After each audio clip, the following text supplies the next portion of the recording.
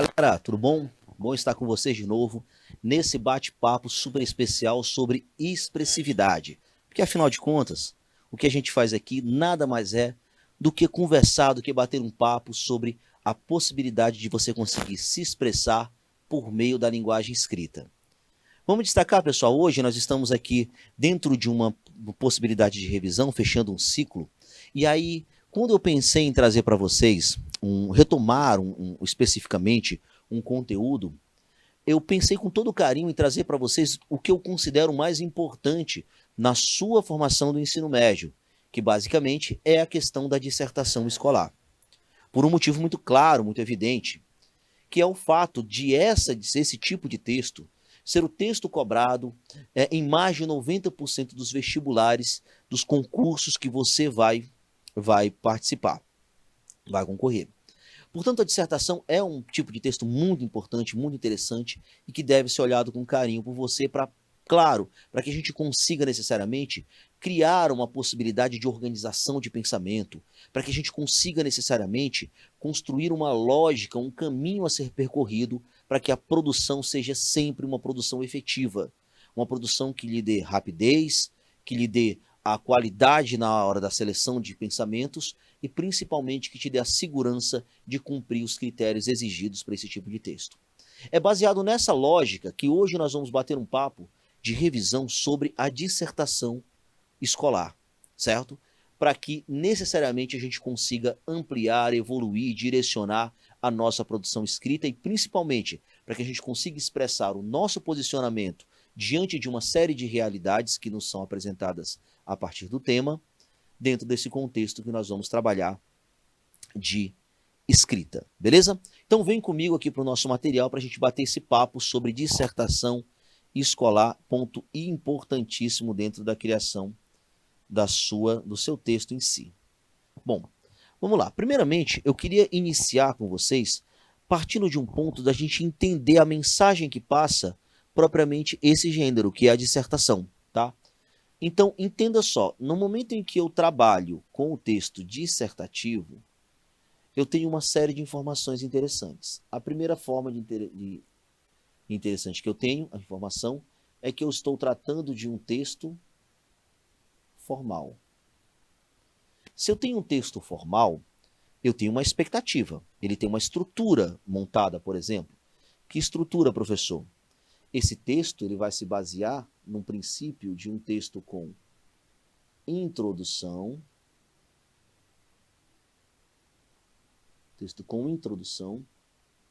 com desenvolvimento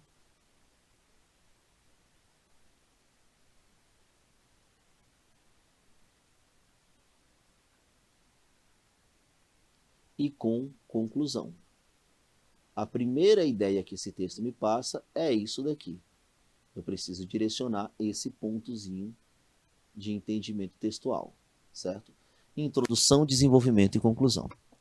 Bom, já é um recado que o texto mesmo me dá. Para que eu entenda, para que eu tenha uma noção, para que eu contemple esse texto como um todo, eu preciso indicar 3 parágrafos de introdução, 2 ou 3 de desenvolvimento e 1 de conclusão. Bom, outra coisa, outra mensagem interessante que esse fato da dissertação me dá, é que eu tenho um objetivo. O meu objetivo é a informação. Então eu preciso ter em mente que eu preciso ser claro, tá? Como assim, professor? Eu preciso de clareza. Se eu quero transmitir uma informação, eu preciso necessariamente de clareza. Então, entenda que o seu texto ele é montado a partir de um princípio de clareza, certo? Bom, para que eu seja claro, eu tenho que ter alguns instrumentos que me levem, que me possibilitem ter essa ideia de clareza. Que instrumentos são esses? Primeiramente, é a predominância da função referencial. Para ser claro, eu preciso trabalhar com a predominância da função referencial da linguagem. Professor, o que é função referencial? É quando eu centro a minha linguagem dentro do elemento da comunicação contexto, dentro do referente. Então eu preciso transmitir uma mensagem para o meu leitor, e essa mensagem é a informação que está rodeando a minha produção textual. Então essa informação, esse recado, esse contexto, ele é apresentado de forma clara e evidente. Bom, professor, como é que a predominância da função referencial é caracterizada por alguma coisa? É verdade. Ela é caracterizada por alguma coisa. Ela é caracterizada, pessoal. Bom, se eu quero transmitir uma informação de maneira clara, eu vou fazer o quê? Eu vou utilizar o sentido real das palavras. Então, essa predominância referencial, ela tem como característica a utilização do sentido denotativo. O que é o sentido denotativo, professor? O sentido denotativo, gente, é o sentido real das palavras, tá? Sentido real das palavras. Quando eu utilizo-me do sentido real, eu consigo transmitir uma informação de maneira mais clara, certo? Eu não vou precisar que meu leitor interprete nada. Ele não vai precisar interpretar nada. Ele vai simplesmente direcionar e entender exatamente o que eu quero dizer. Tudo isso porque eu tenho um objetivo muito claro, que o objetivo é transmitir uma informação. Bom, outro ponto importante a ser analisado é que você precisa transmitir uma informação. Para isso, a linguagem utilizada no seu texto precisa necessariamente ser uma linguagem acessível para todos os falantes da língua portuguesa. Se, por exemplo, se utilizar um tipo de linguagem que não é apropriado para um falante, ele não vai conseguir acompanhar, não vai conseguir ler. Então, se ele não conseguir ler, você perde a função primeira do seu texto, que é transmitir uma informação. Então, eu preciso escolher uma linguagem que necessariamente seja acessível para todos. Isso eu vou predominantemente a variedade padrão da língua portuguesa. A variedade padrão da língua portuguesa. Vamos lembrar que essa variedade padrão é aquela que respeita as leis da gramática normativa, as regras da gramática normativa. Por que, professor, que ela tem que respeitar? Justamente para que todo mundo entenda qual é a mensagem que eu estou transmitindo. Então ela vai basear-se na gramática normativa, certo? Bom, essa é a variedade padrão. Sabendo disso daqui, pessoal, eu já tenho um direcionamento muito bom para entender qual é o tipo de texto que eu estou escrevendo. Mas eu não vou parar por aí, claro que não. Bom, nós temos dois tipos de dissertação. A dissertação expositiva, que é aquela em que eu só transmito informação, não existe um posicionamento meu dentro do texto, e eu tenho a dissertação que nós vamos fazer, que é a dissertação argumentativa. A dissertação argumentativa, ela tem uma lógica. Primeira coisa que você tem que entender aqui, que a dissertação argumentativa, ela tem como ideia central a defesa de uma tese.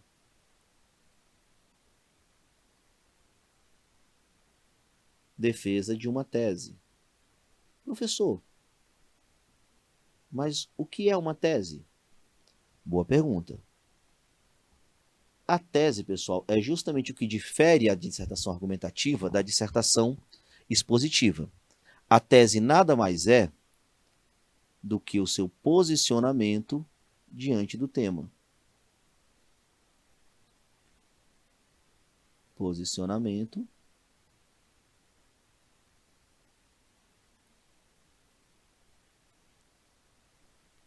diante do tema. Isso é uma tese. Bom, se eu estou numa dissertação argumentativa e eu preciso defender uma tese, como é que eu defendo essa tese? Eu preciso provar que essa tese é verdadeira. Para provar que a tese é verdadeira, o que eu faço? Ora, eu preciso necessariamente de argumentos. Como o nome já diz, a dissertação é argumentativa. Para que eu prove que a tese é verdadeira, eu preciso lançar mão de argumentos. E vamos entender o que são esses argumentos. Argumentos, pessoal, nada mais são do que provas da validade da tese. provas de que a tese é verdadeira. Então, eu preciso provar que a tese é verdadeira. Mas como é que se constitui um argumento? Como é que é montado? Como é que é essa estratégia de montagem da argumentação? Argumentos, pessoal, ele baseia-se em 2 pontos. Que é, argumento nada mais é do que o momento em que você emite uma opinião, é uma opinião sua, mas não é uma opinião solta. Essa opinião, ela precisa, vamos lembrar que nosso texto é um texto formal, um texto que traz características racionais. Então eu tenho uma opinião, mas eu também preciso ter fatos. A opinião e os fatos constituem o que eu vou chamar de argumentos. Professor, e o que é necessariamente fatos? Esses fatos, pessoal, a gente vai trazer a ideia de fatos justamente aquela montagem do repertório sociocultural, que é o conhecimento adquirido pelo escritor, tá? Repertório sociocultural. A partir daqui você tem uma ideia montada do que é o texto dissertativo argumentativo, certo? Bom, o texto dissertativo argumentativo é um texto que traz características formais. Então ele tem um padrão de escrita. Esse padrão vai estabelecer-se por meio, por exemplo, de uma estrutura. Que estrutura? Introdução, desenvolvimento e conclusão, por exemplo. Logo depois eu preciso entender qual é a lógica, qual é a função, qual é o objetivo principal que eu tenho nesse texto. E o objetivo principal desse texto é informar. Preciso necessariamente de clareza para que eu transmita uma informação. Precisando de clareza, eu vou escolher uma função predominante para o meu texto, função da linguagem predominante, que é a função referencial, aquela que centra-se no contexto, no referente. Para que eu garanta a função referencial, eu preciso predominantemente utilizar o sentido denotativo das palavras, que é o sentido real, aquele que está no dicionário. Além disso, para que garanta-se a clareza, eu preciso utilizar uma variedade comum a todos os falantes. No caso, a variedade padrão. O que é a variedade padrão? É aquela adequada à gramática normativa. Ok? Bom, eu tenho 2 tipos de dissertação. Uma dissertação expositiva, em que eu simplesmente apresento um problema, e uma dissertação argumentativa, que é a que a gente mais vai trabalhar aqui. A dissertação argumentativa centra-se numa ideia principal, defesa de uma tese. Professor, o que é a tese? É o posicionamento diante do problema. Bom, para que eu defenda uma tese, eu preciso necessariamente de argumentos. O que são argumentos? Provas da validade da tese. Provas que a tese é verdadeira. Mas o que são argumentos? Argumentos é a junção da sua opinião com fatos. Fatos estes que são representados pelo seu repertório sociocultural, pela fundamentação teórica que é colocado dentro do seu texto. Ok? Bom, entendida essa parte, vamos além, vamos aprofundar, vamos entender agora uma lógica de organização textual. Veja bem, para isso eu trouxe um tema para vocês. Gente, quando eu trato de Exame Nacional do Ensino Médio, que é aqui uma base desse texto, eu estou trazendo basicamente uma ideia ligada ao Exame Nacional do Ensino Médio, o Enem, eu tenho esse enunciado aqui. E esse enunciado é interessante porque ele necessariamente ele vai apresentar todos os critérios a serem cobrados no decorrer do texto. Critérios estes que são chamados de competências. É como se o texto ele esperasse que você tivesse essas competências, tá? Essas competências que aqui serão apresentadas. Vamos lá. É muito importante que a gente analise isso de uma maneira interessante para que você entenda passo a passo de cada uma dessas informações que vão ser dadas aqui. A partir do material de apoio e com base nos conhecimentos construídos ao longo da sua formação, primeira dica para vocês. Eu preciso indicar os conhecimentos adquiridos ao longo da minha formação. Esses conhecimentos eu vou chamar de repertório sociocultural, que é justamente o que a gente estava falando agora. Você precisa de conhecimento para criar uma argumentação. Repertório sociocultural.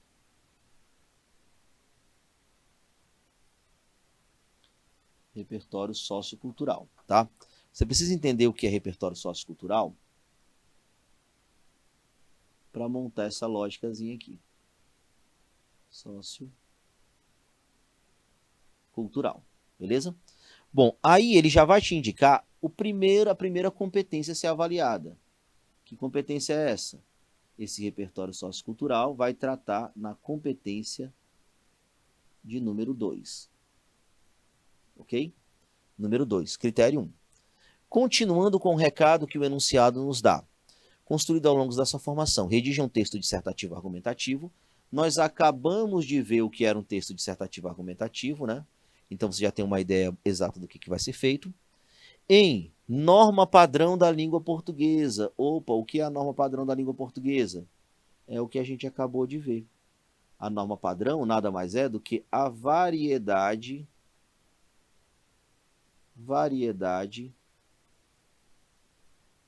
formal. É nada mais, nada menos do que a linguagem ligada à gramática, tá?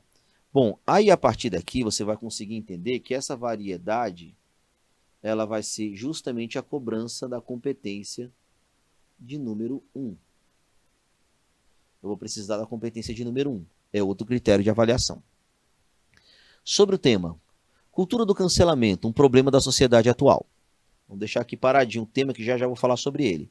Vamos dar uma continuidade aqui na análise desse enunciado. Apresente ao final uma proposta de intervenção. Opa, outro recado aqui importante. Eu preciso apresentar uma proposta de intervenção. É uma proposta de solução para o problema. Não de solução, né, na verdade, de diminuição do problema. A proposta de intervenção, gente, ela faz parte da conclusão do seu texto. Por quê, professor? Porque primeiro você apresenta o problema para depois apresentar a solução para ele. Isso daqui vai ser avaliado na competência, no que eu vou chamar de competência de número 5, tá? Competência de número 5. Que respeite os direitos humanos. Olha esse recadozinho interessante agora aqui também. Ó. Selecione, organize e relacione de maneira coerente. Quando eu tenho isso daqui, pessoal, o que estou cobrando de você? Eu estou cobrando que você me traga um projeto de texto.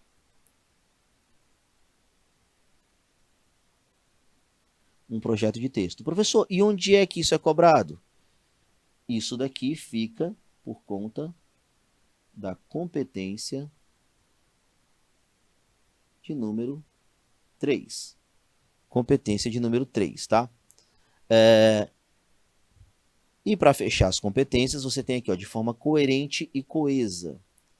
Essa coesão, pessoal, nada mais é do que a ligação entre as partes do texto. A ligação entre as partes do texto. Isso é que eu vou chamar de coesão. E vale destacar que essa coesão vai ser cobrada na competência de número 4. Pronto. Aí você tem as 5 competências a serem avaliadas no Exame Nacional do Ensino Médio. Competência 1, adequação à linguagem padrão. Competência 2, repertório sociocultural. Competência 3, o projeto de texto.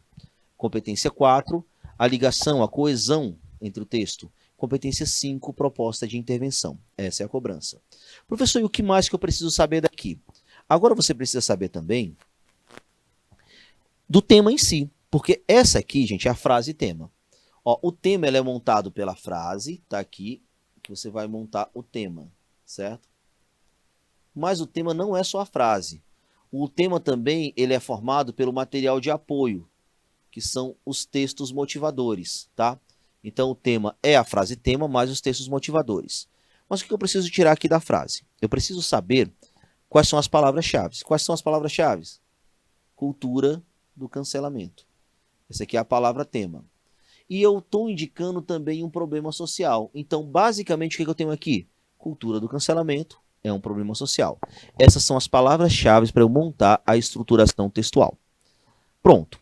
Seguindo essa lógica, vamos entender mais ou menos aqui como é que é a montagem, a organização, para que eu chegue ao ponto de compreender, de entender, de assimilar, de organizar a minha ideia a partir dessa concepção de tema. Bom, lembra do material de apoio que eu te falei? É justamente essa parte dos textos motivadores. Eles vão, gente, basicamente especificar o tema.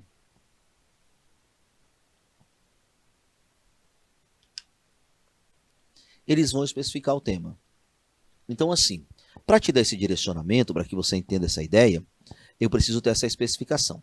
Bom, primeiramente ele vai te explicar uma série de pontos interessantes. Veja bem. O movimento conhecido hoje como cultura do cancelamento começou há alguns anos, como forma de chamar a atenção para causas como justiça social e preservação ambiental. Veja bem, nós tínhamos uma outra realidade de cultura do cancelamento, que era a realidade que trazia a concepção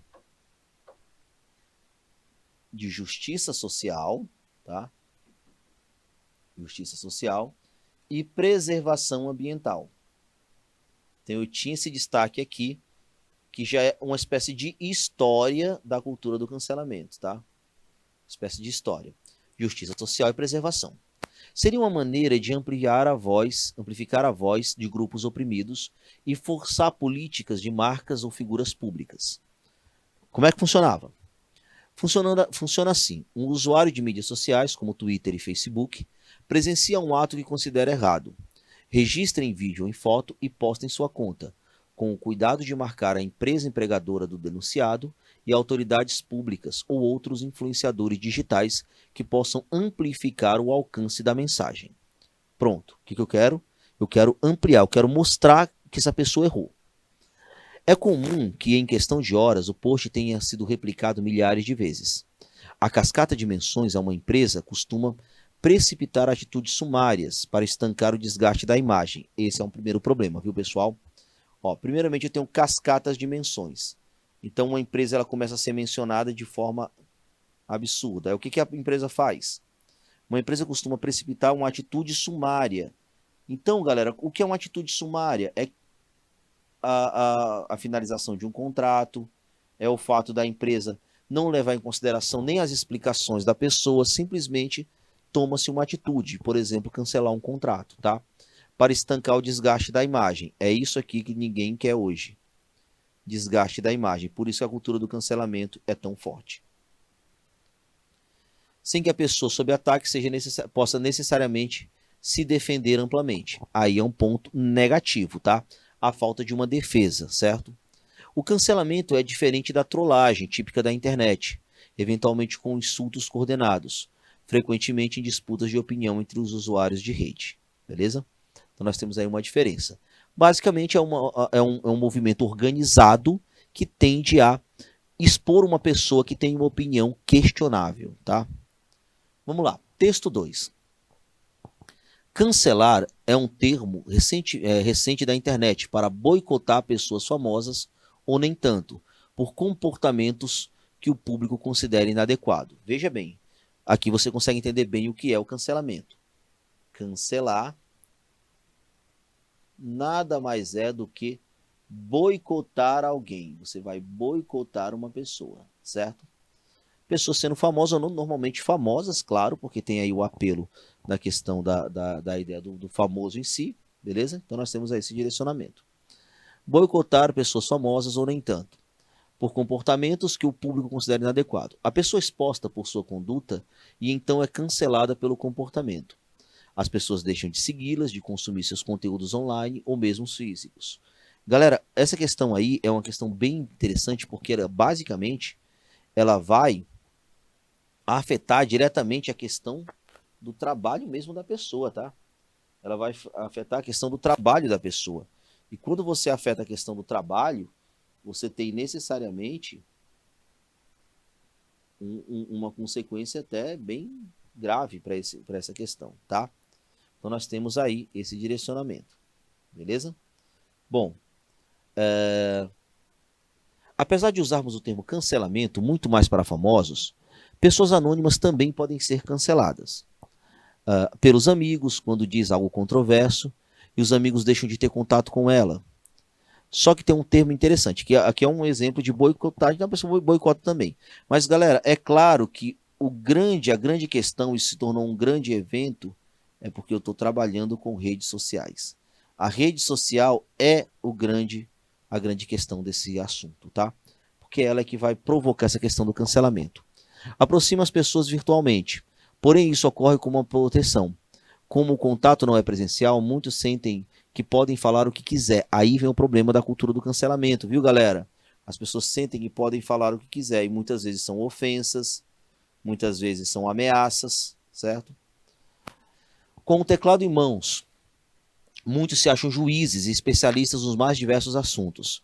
Embora tenha dado a oportunidade de falar a indivíduos que normalmente não teriam voz na sociedade, muitos utilizam essa oportunidade para expressar sua opinião.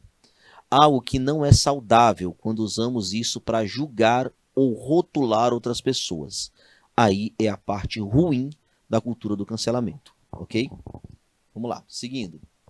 E de acordo com a decisão dos comentaristas de redes sociais, declaramos o réu culpado. Basicamente, isso aí vai resumir a cultura do cancelamento, né, galera? Porque basicamente é só isso mesmo. Você tem uma série de pessoas que comentam as coisas de maneira absurda, muitas vezes agressiva, e acaba por condenar as pessoas sem qualquer tipo de defesa. Pois bem, vamos lá. Agora vamos fazer a análise do processo. A primeira coisa que você vai fazer é tentar trabalhar com um recorte temático, analisando cada um dos pontos. Como é que eu faço? Primeiramente, se a frase tema fosse esta aqui, os impactos da cultura do cancelamento, cultura do cancelamento é a palavra que vai indicar o tema.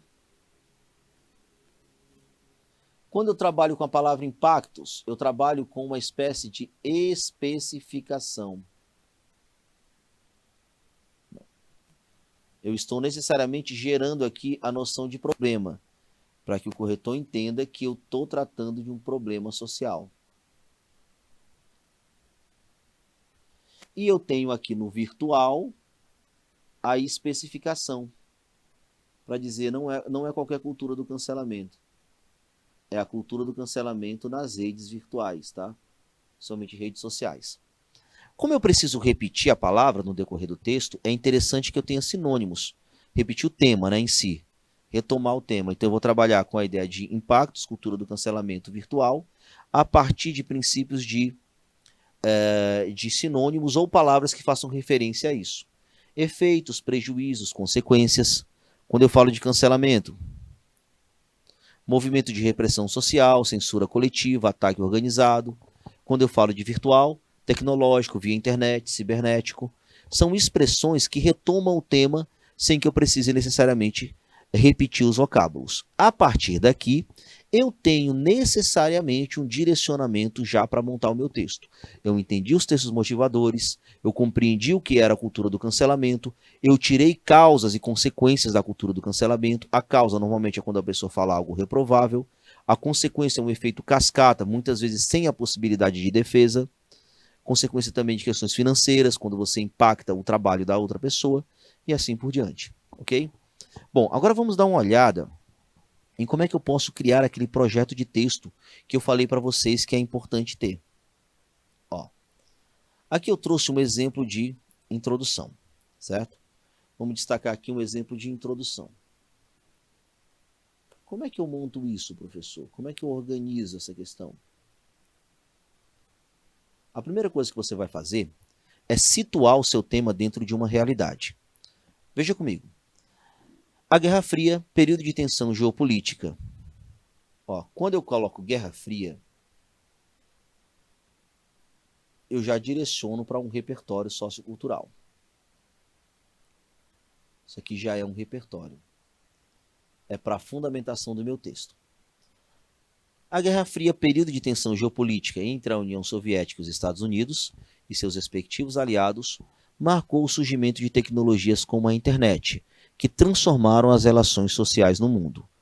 Dica: dentro do repertório, tente trazer uma palavra que vai interligar o seu tema.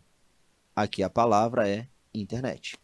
Porque nós estamos falando de cancelamento virtual e necessariamente o cancelamento ele ganha força justamente por conta da internet, que transformaram as relações do mundo. Esse primeiro ponto aqui é o que eu vou chamar de contextualização.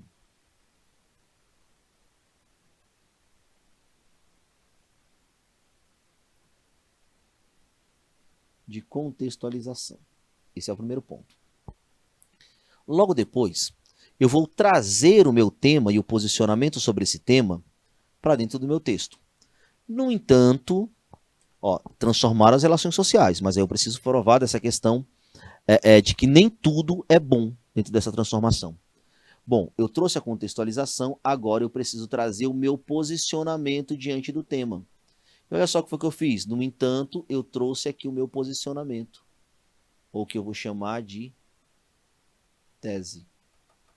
Vamos lembrar que a tese, pessoal, ela precisa afirmar que eu estou tratando de um problema social. Ela vai apresentar o tema afirmando: eu estou tratando de um problema social.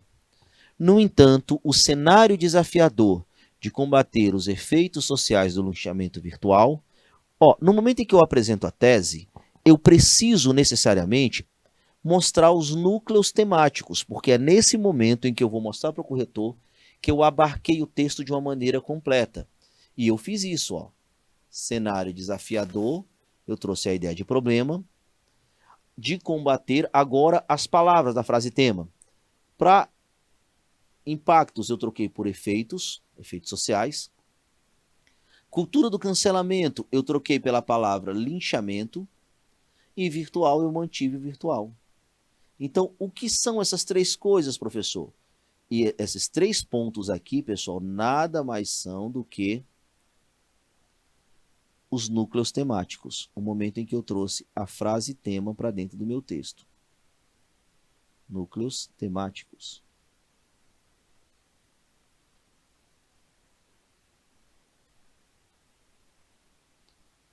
Montado aqui os meus núcleos temáticos. Bom,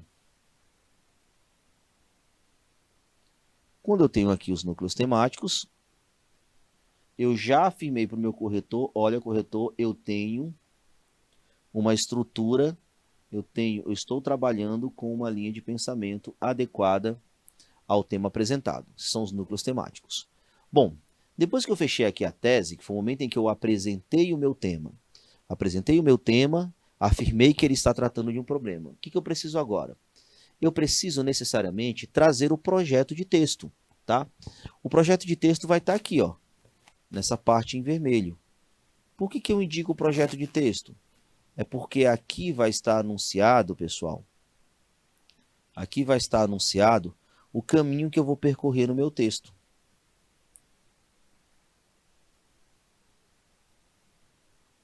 Projeto de texto. O caminho que eu vou percorrer vai estar aqui. Certo? Veja bem. Quando eu trabalho aqui com essa ideia,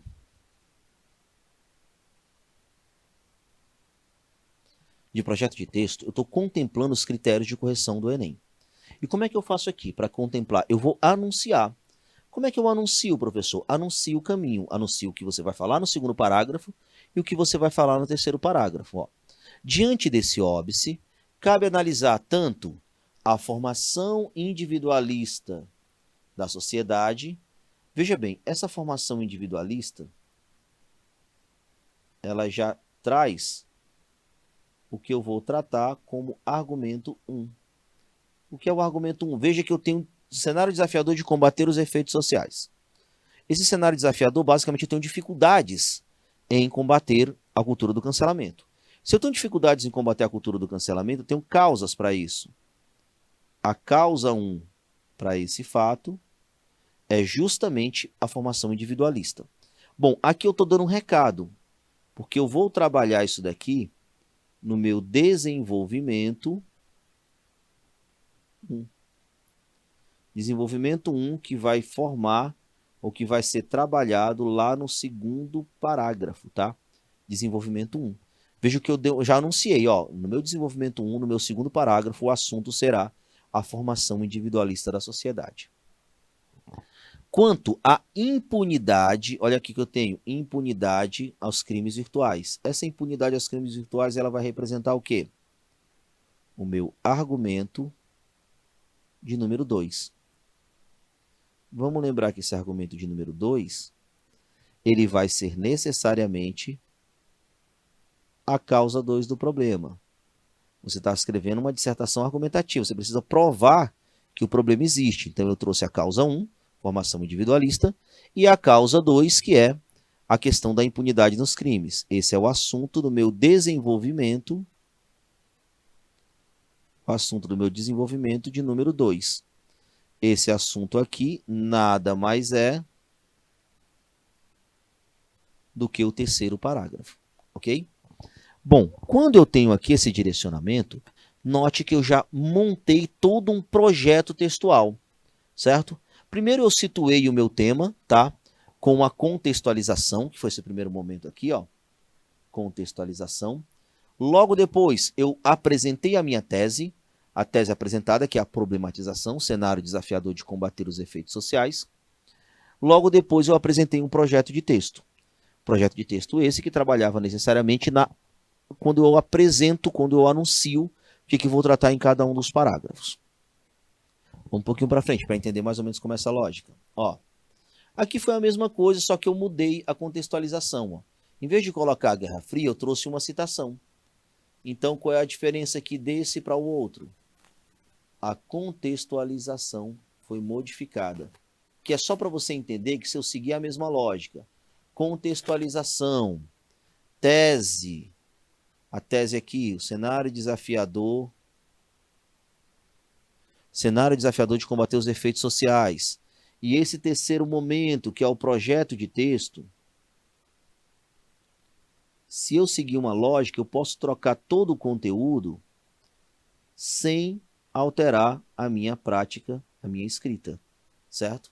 Então, segundo o romancista e estadista francês Victor Hugo, a primeira igualdade é a justiça. No entanto, na prática, esse princípio não se efetiva, uma vez que o cenário desafiador de combater os efeitos sociais da cultura do cancelamento compromete o estabelecimento da justiça social. Diante desse óbice, cabe analisar tanto a formação individualista da sociedade, argumento 1, quanto a impunidade de crimes virtuais, argumento 2, como fatores constituintes de um contexto problemático. Note que eu anunciei dois argumentos, o argumento 1 e o argumento 2. Então eu preciso desenvolver esses argumentos. E foi justamente o que eu fiz nos parágrafos seguintes. Olha só esse. Esse aqui eu vou provar o quê? O argumento 1. Ó. Esse é meu argumento 1. Eu preciso provar que isso é verdadeiro. Vamos lembrar que isso aqui faz parte do meu desenvolvimento de número 1, mais conhecido como segundo parágrafo. Sobre esse contexto, é lícito destacar que a formação individualista da sociedade corrobora a preocupação em torno dos efeitos da cultura do cancelamento virtual. Nesse viés, dei minha opinião. Minha opinião é que a formação individualista confirma a preocupação da cultura do cancelamento. Agora eu vou trazer o fato. Nesse viés, de acordo com o sociólogo polonês Zygmunt Bauman, a liquidez e a sua volatilidade seriam características que vieram a desorganizar todas as esferas da vida social. Pronto, trouxe uma citação como fato. Agora vou voltar para o tema, para aprofundar a discussão. Esse pensamento é refletido na falta de empatia contemporânea, principalmente nas redes sociais, o que, por conta da desinformação sobre o uso adequado das tecnologias, acaba por acarretar psicopatologias, isolamento social e prejuízos econômicos para a pessoa cancelada. Assim, o dilema que envolve as redes sociais e o cancelamento permanece em evidência no Brasil. Pronto. Trabalhei aí, desenvolver esse segundo parágrafo. Mas no nosso projeto de texto, eu tenho agora um terceiro parágrafo, que vai falar da impunidade. O que eu tenho aqui? Eu tenho um terceiro parágrafo. Aqui é meu desenvolvimento de número 2. Eu vou trabalhar aqui com o terceiro parágrafo. Veja que o projeto de texto está todo bem montado, né? Terceiro parágrafo. E aqui eu preciso provar o meu argumento 2. Ademais, vale ressaltar a ineficácia de políticas públicas. Para não falar diretamente de impunidade, eu falei de ineficácia de políticas públicas. Isso é o argumento 2. Qual é a minha opinião? Vale ressaltar a ineficácia de políticas públicas, é a minha opinião. Isso ocorre porque as dificuldades para identificar agressores virtuais, lembra que eu falei de impunidade, né? E a constante impunidade aos crimes ligados aos meios tecnológicos dificultam a superação do problema. Pronto, agora eu vou para o fato. Rompe-se dessa forma o artigo 5º da Constituição Brasileira de 1988, o qual determina que ninguém será considerado culpado até o trânsito julgado em sentença penal condenatória. Uma vez que, vou trazer para o meu tema, uma vez que a cultura do cancelamento condena a marginalização social seus alvos. Pronto, agora eu vou concluir o parágrafo, retomando a minha ideia. Assim, políticas de regulamentação das relações virtuais são importantes para dirimir os efeitos sociais da cultura do lançamento virtual. Dessa forma, você organiza, você padroniza e você direciona o seu texto. E é assim que você vai criar um projeto de texto adequado e próprio para construção funcional, prática, produtiva e principalmente no cumprimento de critérios da produção do texto dissertativo argumentativo. Pessoal, espero ter sido claro com todos vocês. Eu me despeço por aqui, deixo o meu grande abraço e até a próxima. Tchau!